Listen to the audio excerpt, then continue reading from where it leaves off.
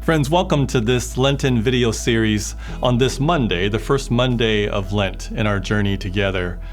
We hear from the psalmist on this first day, this first Monday, and the psalmist sings to us God's own voice, saying, "I will instruct you and teach you on the way you should go. I will counsel you with my eye upon you." That phrase, "my eye upon you," can sound scary, even daunting, but it's supposed to be a source of comfort for us in these Lenten days, that as we journey together with Jesus toward the cross, yet once again, God's eye is upon us.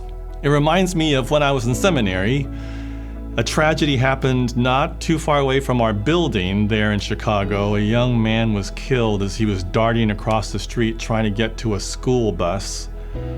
We'd heard about it, and it really moved us. We were actually in Greek class at the time that it happened. We heard the sirens.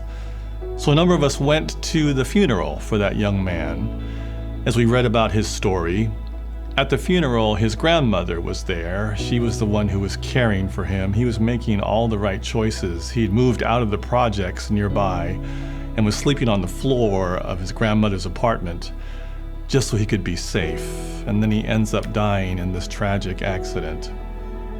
During that service, his grandmother got up, and the great historic African American church tradition, she began to sing this: "Why should my heart be troubled? Why should the shadows come? Why should my heart be lonely and long for heaven and home? With Jesus as my portion, my constant friend is he. His eye is on the sparrow, and I know he watches me."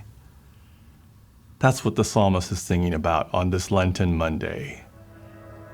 That God's eye is on us as a source of comfort, as a source of teaching and instruction.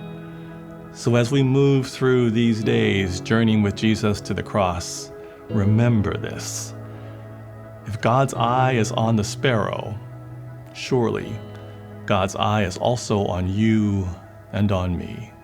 Friends, the Lord be with you.